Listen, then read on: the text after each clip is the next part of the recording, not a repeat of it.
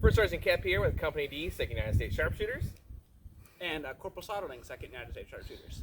And today we are here to talk to you about the #1 sidearm of the Civil War soldier. And it's not one of these. It's the bayonet. It's easy to forget that there is period terminology and a period military way of looking at the gear and accoutrements of the soldiers of the time.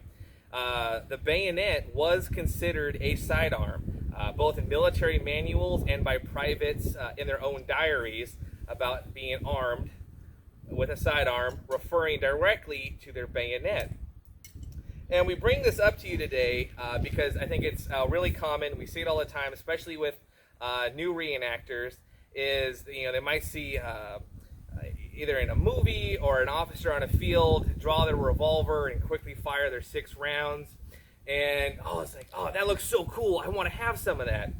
And we're just here to remind you that you may already be armed with a sidearm that is underrepresented entirely in the hobby.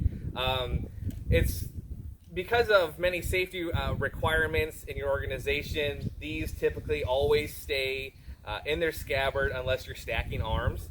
But soldiers during the war were well trained and retrained consistently in the use of proper bayonet drill. There are manuals available online, and there's even some pretty good YouTube videos of people demonstrating bayonet drill appropriate for the Civil War. And the important thing about the bayonet, you may be thinking, it's like, but man, a revolver's so awesome, and you could fire your 1 round and then draw your revolver and get old John Wick on the other side, and then run back to your line and save the day. It's like that's not how soldiers of the time viewed their kit. The thing is, you have to keep in mind is that if you've ever used a revolver before, you've had caps fall off. So that's going to make your revolver less reliable in the long run. You can have a cap misfire. You can have bad powder. It could have gotten wet.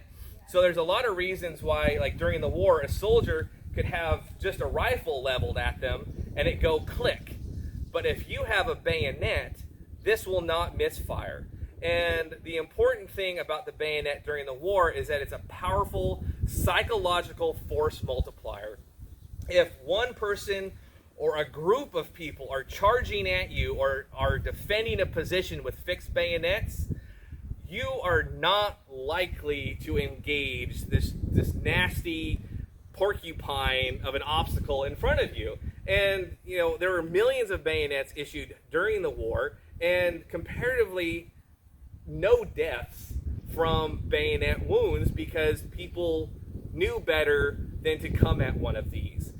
Statistically, very few people died from bayonet wounds during the Civil War. Injuries from bayonets numbered in the hundreds. Yeah. For the whole war. Yeah, and so this was also important when you were on duty or on picket. It's more than just something that you wear on your hip and part of stacking arms.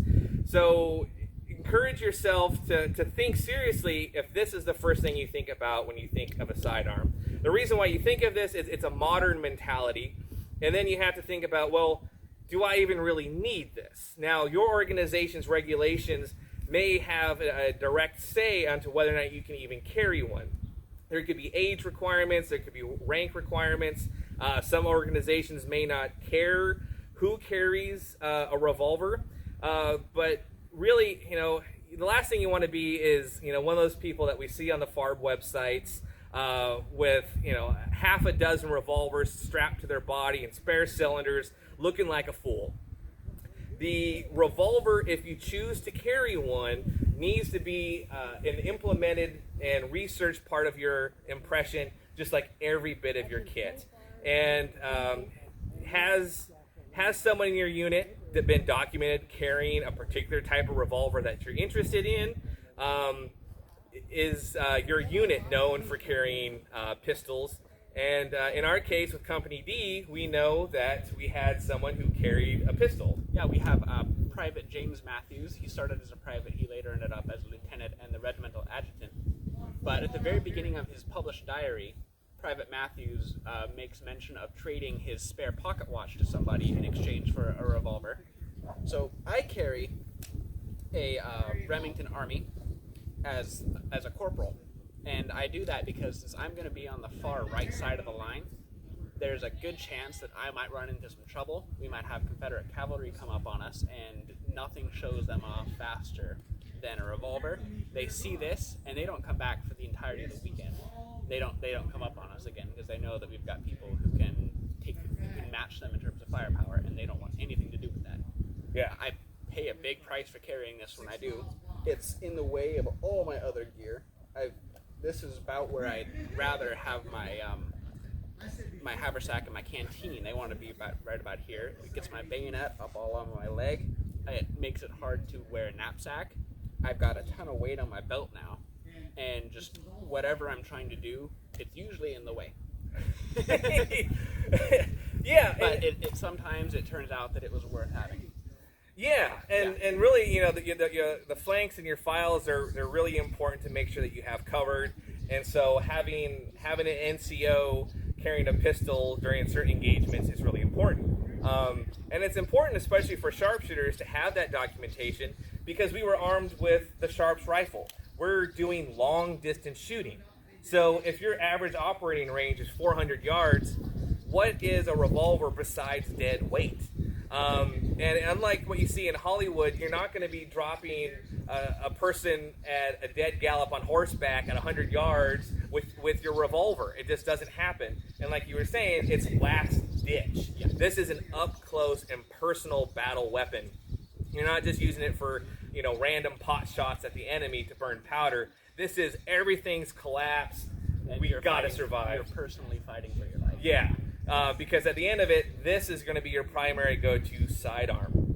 That's not to say there is no place for revolvers in the hobby, but this is just an opportunity for you to start a conversation with your leadership, with your company, and your organization to make sure it's like, okay, well, if this is the primary sidearm, do I know how to use it as a soldier of the time would have used? Are there opportunities to demonstrate its use safely and practically? And if I do decide to go with a revolver, it fits my rank or my unit's organizations, and it fits my unit or persona's individual history.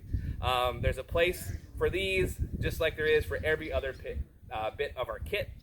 So let us know down in the comments below if you have a unit who's practiced or studied bayonet drill. I think other people in the reenacting community would love to see that encouragement and maybe seek some advice on if they don't do it, how they could get started.